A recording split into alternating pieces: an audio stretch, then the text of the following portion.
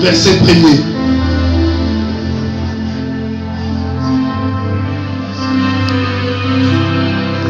Samuel 17, à partir du verset 1, je lis la parole de Dieu. Les Philistins réunis. On va se tenir debout pour le respect de la parole.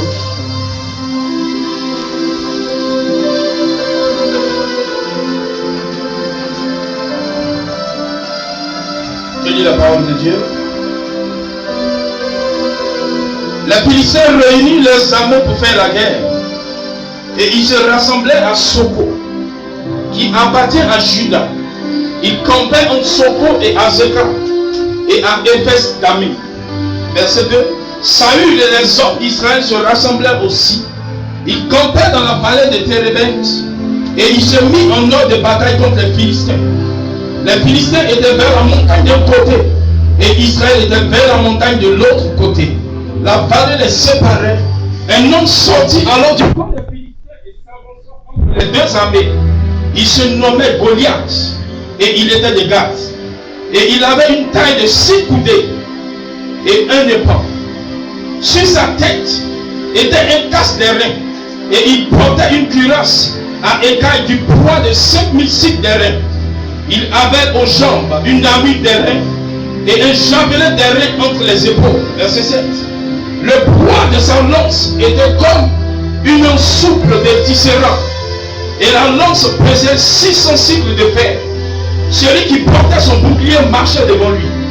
Le Philistin s'arrêta et s'adressa aux troupes d'Israël rangées en bataille. Il leur cria: pourquoi sortez-vous pour vous ranger en bataille? Ne suis-je pas le Philistin? Et n'êtes-vous pas les esclaves de Saül? Choisissez un homme qui descend comme moi. Verset 9. S'il peut me battre et qu'il me tue, nous vous serons assujettis. Mais si je l'emporte sur lui et que je le tue, vous serez assujettis, vous nous servirez. Verset 10. Le Philistin dit encore: je jette en ce jour un défi à l'armée d'Israël. Donnez-moi un homme et nous nous battrons ensemble. Saül et tout Israël entendit ces paroles du Philistin et ils furent effrayés et saisis d'une grande crainte. Verset 12. Or, David était fils d'Éphratien de Bethléem de Juda. David était fils de Éphratien de Bethléem de Juda. Nommé. Soulignez ça. Soulignez la partie là. Comme c'est dans ton portable là, soulignez-le. David était fils de l'Éphratien de Bethléem de Juda. Il était d'abord fils d'un Éphratien, mais de Bethléem. Et tout ça c'est significatif. Et de Juda. Nommé Isaïe, qui avait 8 fils et qui, du temps de Saül, était vieux, avancé en âge. Les 3 fils aînés d'Isaïe avaient suivi Saül à la guerre. Le premier-né de ces 3 fils qui étaient partis pour la guerre s'appelait Eliab, le second Abinadab et le troisième Shama. Verset 14. David était le plus jeune. Et lorsque les 3 aînés eurent suivi Saül, David s'en alla chez Saül et revint à Bethléem pour faire perdre les brebis de son père. Les Philistins s'avançaient matin et soir, et il se présenta pendant 40 jours. Isaïe dit à David son fils: prends pour tes frères ce départ de grains de rôti et ces 10 pains, et cours au camp vers tes frères. Prends aussi ces 10 fromages au chef de la millier. Tu verras si tes frères se portent bien, et tu n'en donneras des nouvelles sûres. Verset 19. Ils sont avec Saül et tous les hommes d'Israël dans la vallée de Térébent, faisant la guerre aux Philistins.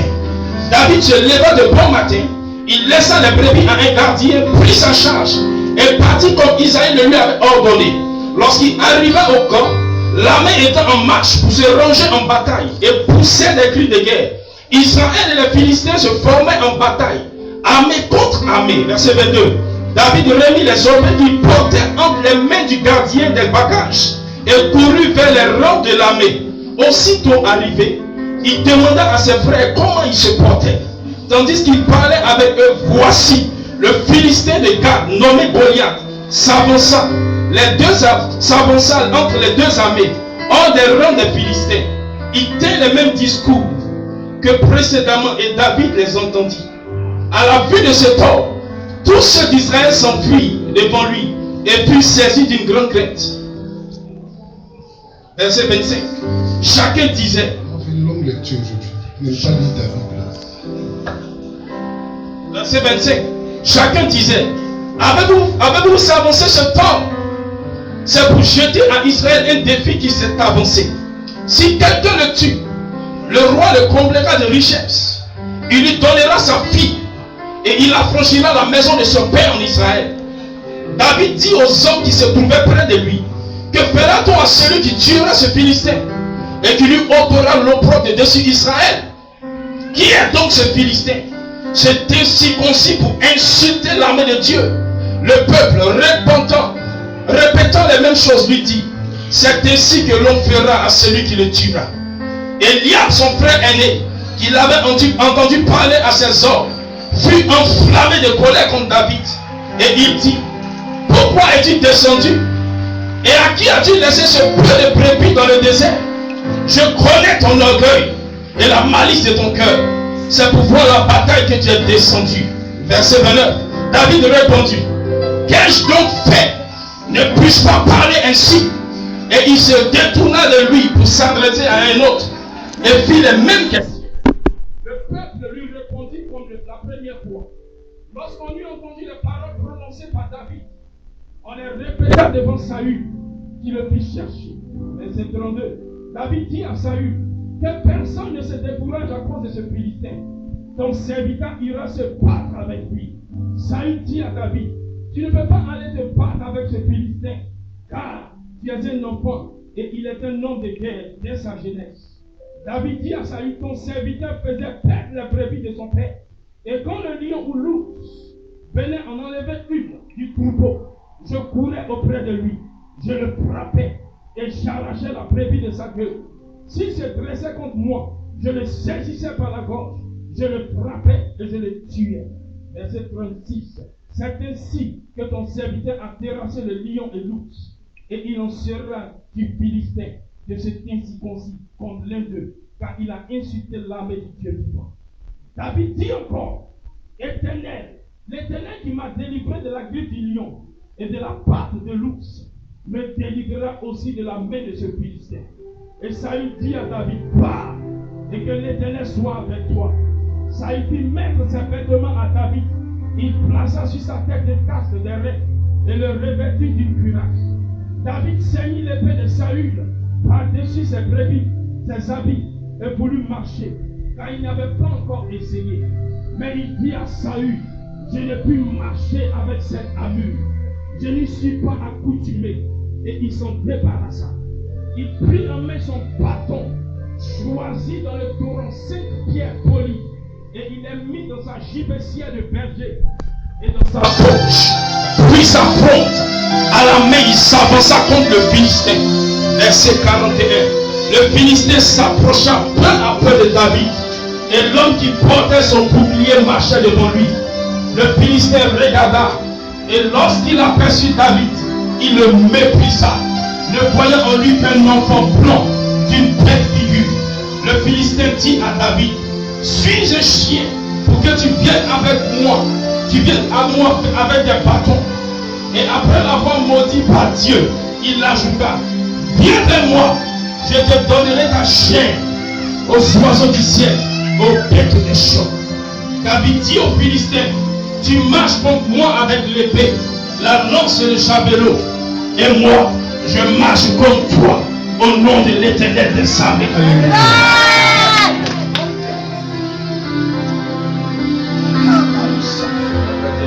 Nous sommes réunis ici afin de délivrer un seul nom. Assieds-toi.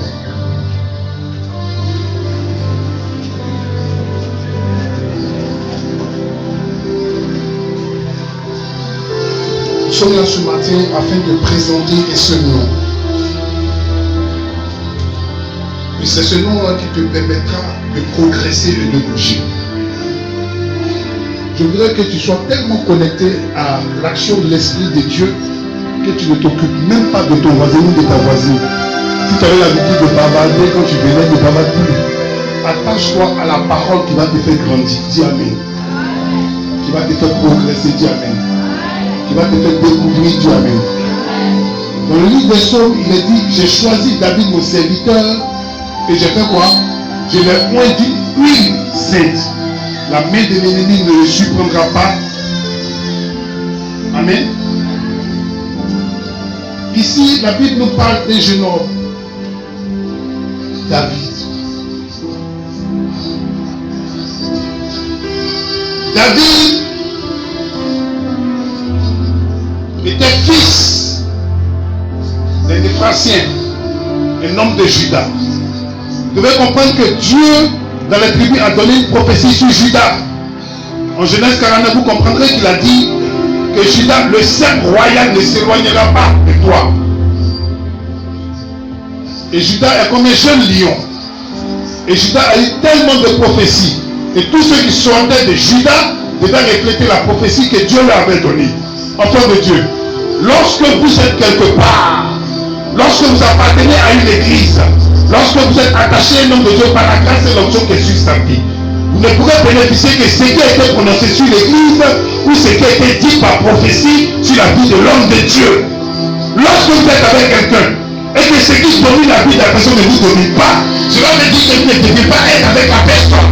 Écoutez-moi très bien. Une prophétie a été donnée sur Juda. Et Juda devait accomplir sa prophétie. Et que Juda devait sortir un roi. Mais avant que le roi ne sorte, on ne naît pas roi. Nous avons le sang royal, mais il y a des étapes de la royauté. Nous sommes d'abord princes afin de devenir roi. Et David est le seul être humain dans la vie qui n'a jamais été prince, mais qui est devenu roi. C'est pourquoi je voudrais commencer par dire ce matin, sur l'action du bâton de David, je vais dire à quelqu'un, peut-être tu n'es pas de la royauté, peut-être ton père n'est pas ministre, peut-être ton père n'est pas président, mais il y a un héritage qui est pour toi. Tu ne vas pas hériter d'un père président, mais tu vas hériter d'un homme président. Est-ce que je parle à quelqu'un?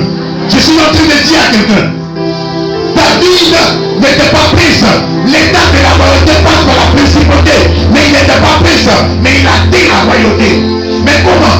À cause de ce qui s'est passé dans sa vie. Bien-aimé dans le Seigneur, vous ne pouvez pas atteindre un niveau, vous ne pouvez pas être à une position si vous fuyez les états de votre vie.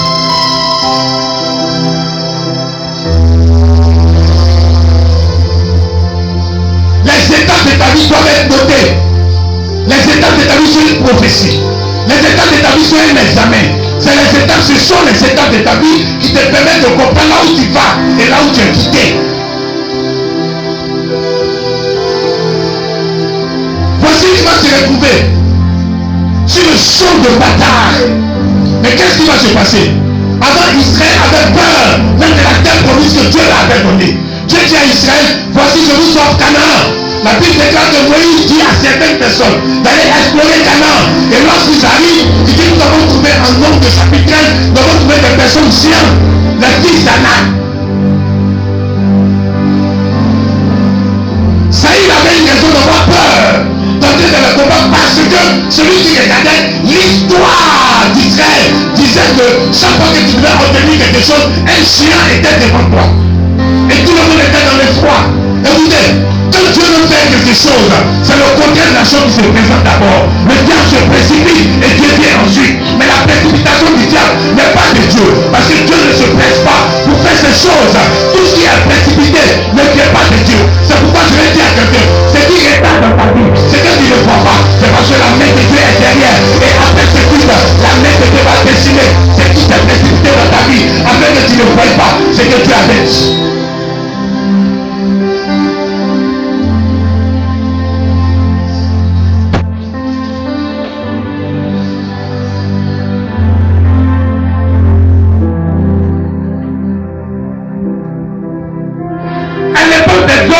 La plupart des Israéliens avaient peur d'explorer pour entrer dans le terrain qui a été donné. Regarde, souvent on peut vouloir construire quelque chose qui t'a peur. Donc quand commence à battre. Mais la personne veut donner ça par rapport à quoi? Tu te fais des imaginations. Écoute, Dieu t'a tellement fait à son image selon sa ressemblance que chaque fois que tu touches, c'est qu'il y a quelque chose qui se passe dans le monde spirituel. Et chaque fois que tu crois, il y a une autre chose aussi qui se passe dans le monde spirituel. On ne fait pas des choses de façon humaine, mais on fait des choses de façon spirituelle. Et il faut une organisation spirituelle, un langage spirituel, un organisme spirituel pour comprendre les choses spirituelles.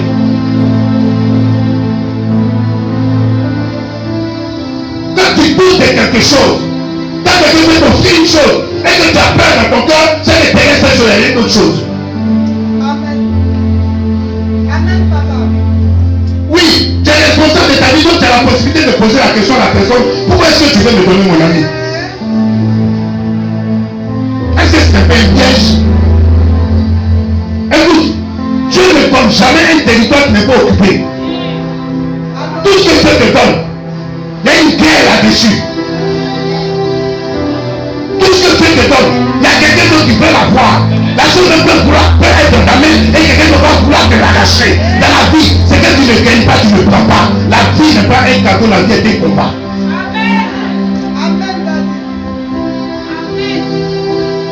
Et son père va lui dire, mon fils David, pourquoi?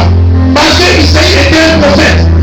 Il y avait l'esprit prophétique. Sans le savoir, il dit va sur le champ de bataille. Et Dieu l'utilise pour qu'il cela assorti afin qu'il puisse entrer dans l'alliance de la grâce de ce que Dieu avait réservé. Dieu ne voulait pas donner la royauté à David comme cela. Dieu voulait qu'il y ait un combat d'abord. Écoutez-moi très bien. Il arrive de quoi? Où on peut nous envoyer quelque part. On peut vous faire partir de quelque part. On peut vous chasser de quelque part. C'est la main de Dieu qui est en train de vous chasser. C'est la main de Dieu qui vous envoie quelque part. Quelqu'un peut penser vous faire du mal. Mais si vous êtes avec Dieu, la vie déclare, si Dieu est à moi, si Christ est à moi, qui sera contre toi? Quelqu'un te chasse, mais c'est la main de Dieu qui te conduit quelque part. Les frères de Joseph ont conduit Joseph de leur main. Mais leur cœur a voulu du mal à Joseph. Mais leur main l'a introduit dans ce que Dieu a voulu pour lui. Isaïe va envoyer son fils David sur le champ de bataille. Parce que tout enfant de Dieu, dans l'examen de sa prophétie, il faut qu'il ait un combat.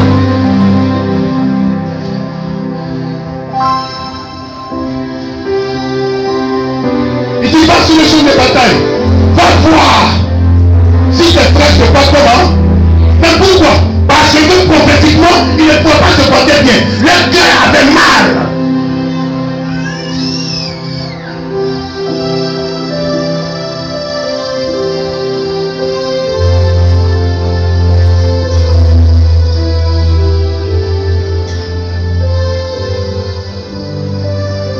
Et David arrive sur le champ de bataille. Il va entendre des choses bizarres.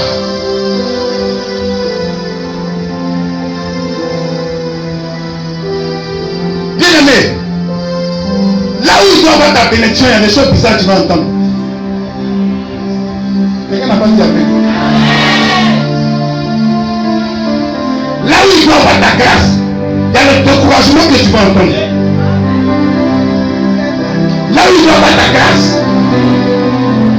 il y a le découragement que tu vas entendre. Et celui qui va te décourager s'appelle ton frère ou ta soeur. Mais si tu es sûr que tu es quelque part où Dieu va te bénir, assieds-toi là où tu es.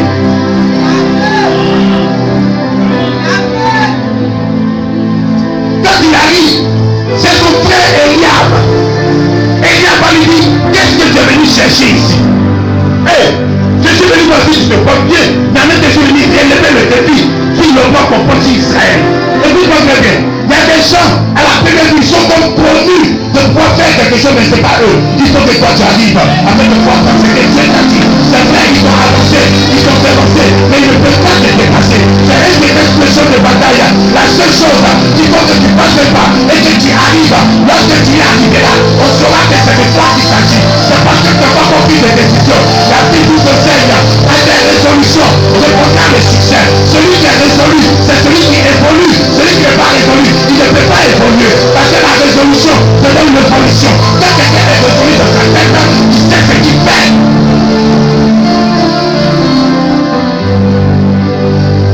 Comment reconnaître que quelqu'un te voit dans ton cœur? C'est de visiter la personne en surprise. On va l'appeler. Tu vas voir sa mine. Mais pour nous qui sommes civilisés, on appelle d'abord. Sinon tu supportes quelqu'un comme ça matin. Quand tu restes sa mine, tu vas essayer d'accepter. Les frères ne savaient pas que David venait. Mais quand David est arrivé, il est arrivé prophétiquement par la main de Dieu pointue. Écoute-moi très bien. Tes parents même ne savaient pas que tu devais venir sur la terre. Ils ne savaient pas que tu devais naître que. Mais Dieu avait déjà prédisposé des choses. Mais quand tu es arrivé, au départ, quand tu aimais, les gens commençaient à lire. Mais quand tu as commencé à grandir, ils ont commencé à te chuter. Ne regarde pas les suites. Après le rien des suites, il y aura un sujet de joie. Tu seras un sujet de joie. Toute chose qui commence par le contraire est une chose qui se termine dans le trait.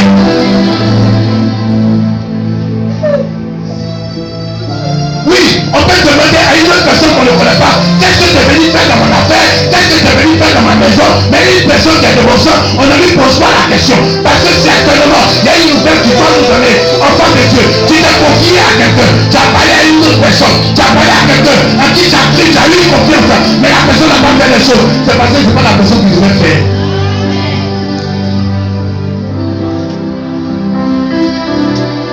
Il dit, qu'est-ce que tu es venu faire? Tu as quelqu'un petit, hein? Ça ne suffit pas, qu'est-ce qu'il a dit encore? Il dit petit impoli. Lui, il a dit quoi? Je connais ton nom.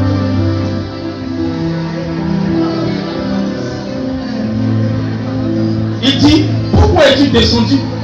Et à qui as-tu laissé ce pain de brebis dans le désert? Je connais ton orgueil. Je connais ton orgueil. Et la malice de ton cœur. Et la malice de ton cœur. Écoutez, je ne sais pas comment ta vie était.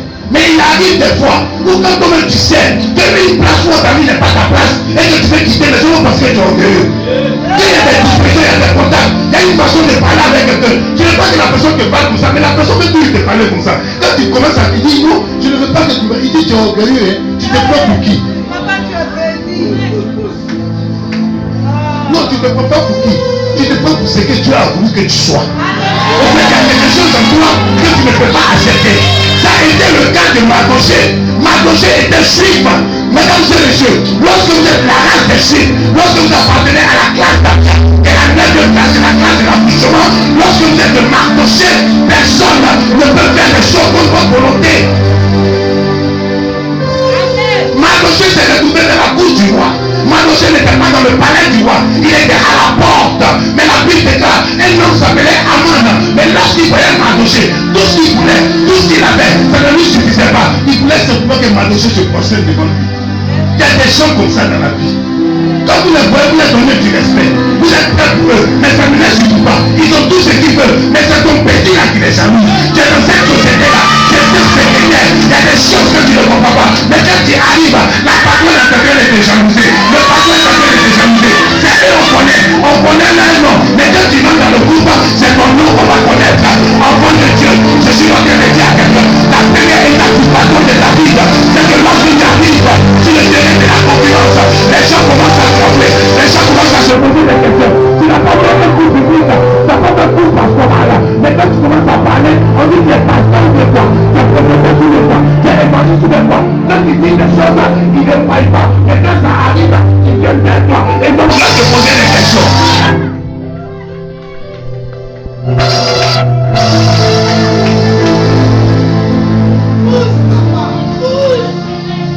Et si je dis à quelqu'un, tu n'es pas orgueilleux, c'est le zèle de Dieu qui est en toi. C'est pas de ta faute, il y a une chose qui suit ta vie. C'est pas de ta faute, il y a une chose qui suit ta vie. C'est pas de ta faute, il y a une loi qui suit ta vie. C'est pas de ta faute, tu as décidé de faire quelque chose.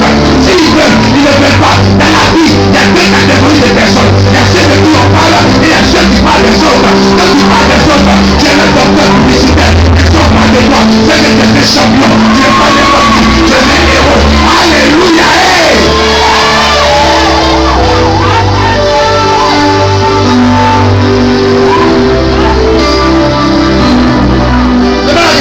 Bien, ça fait quoi? Chacun a son pied, chacun a son transport, chacun a sa façon de voir. Il y a des gens dans l'environnement où ils sont, ils ne voudront jamais que vous soyez là-bas.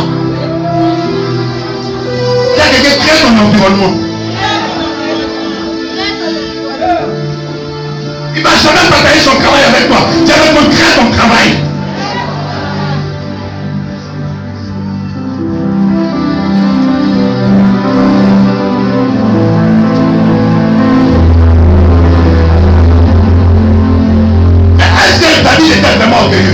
La Bible dit, l'orgueil précède la chute, mais l'humilité précède quoi?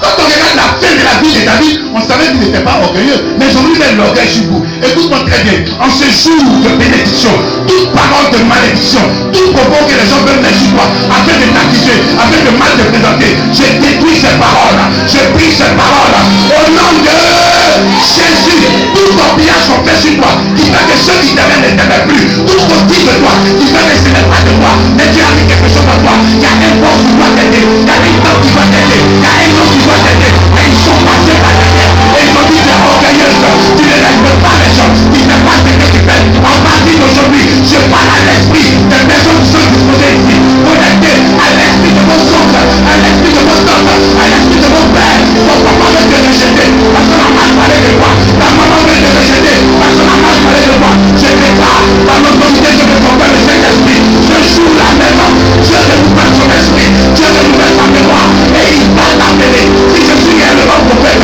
si je suis loin de Dieu, si Dieu m'a mis à part, tous ceux que vous connaissez, qui vont vous faire du bien, qui vous avaient rejeté, il vous appelle.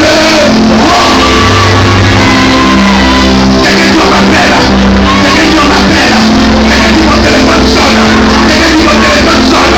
On commence à m'appeler, on commence à m'appeler, on commence à m'appeler, on m'appelle pour le voyage, on m'appelle pour le mariage, on m'appelle pour les contrats, on m'appelle pour les SMS, on m'appelle, on m'appelle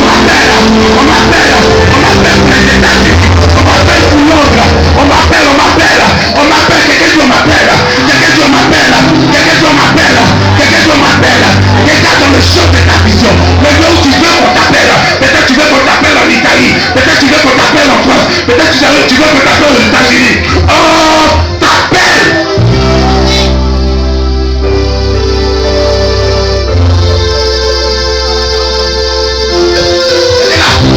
On t'appelle. Il faut t'appeler. Oui, trop longtemps. Les personnes ont donné des mots sur ta vie. Trop longtemps. Les gens disent des choses contre ta vie. Et il faut t'appeler après ce culte. C'est un culte d'appel téléphonique. Que tu dois te laisser à quelqu'un. Un SMS spirituel. Et ça peut arriver de la pensée de quelqu'un. Il dit, invoque mon jour de la détresse. Et je te répondrai. Je dis à quelqu'un, ton numéro de téléphone, c'est Jérémie chapitre 33. À partir de verset 3, il dit, invoque mon jour de la détresse. Et c'est ton temps de détresse. Oh, t'appelle.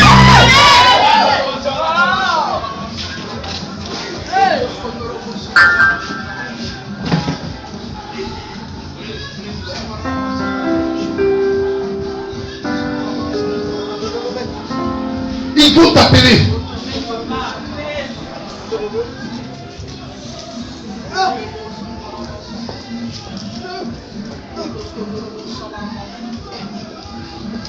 Il faut t'appeler.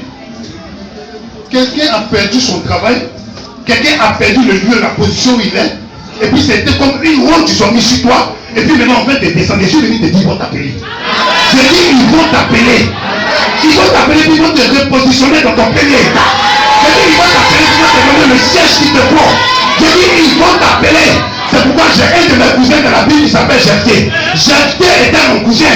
Et quand je suis né dans la famille de Jephthé, c'est que mon père ne me dit non comme Jephthé n'a pas connu son père. Quand mon père est décédé, j'étais livré à moi-même. Mais Jephthé, quand j'ai vu sa vie, comme c'était mon grand cousin, je dis je vais faire comme lui. Il avait seulement que sa mère comme ma mère qui était là. Mais lui, sa mère ne comptait pas sur lui. Sa mère l'appelait Jephthé, c'est-à-dire quoi? Souffrance. C'était comme moi. Quand je suis resté avec ma mère, c'était seulement que la fille de souffrance. Parce qu'un père est des repères. Un père nous donne des repères. Mais quand mon père biologique n'était pas là, mon cousin Jephthé a invoqué leur père. Et après cela, ils sont allés le chercher. Parce que j'ai invoqué Dieu. Et j'ai invoqué un père spirituel. Le marché m'a laissé tomber. Et ils sont venus me chercher. Enfant de Dieu, l'église de laquelle vous êtes est une église prophétique. Et je parle à l'esprit de quelqu'un. Peut-être qu'il y a un don qu'on devait te donner. Et le don a caché tes mains. Le don est parti de tes mains. Mais on viendra te chercher. Viendra te chercher.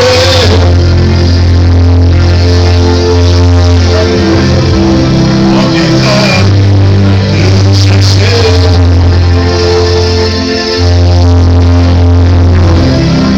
On viendra te chercher. Je vois quelqu'un à côté de moi qui est au Gabon. Je ne sais pas c'est qui. Mais la personne est dans la médecine. Et tu vas entendre que tu sauras que je suis prophète. Il y a des biens qui sont dans la main de la personne, mais c'est ton nom qui a été évoqué.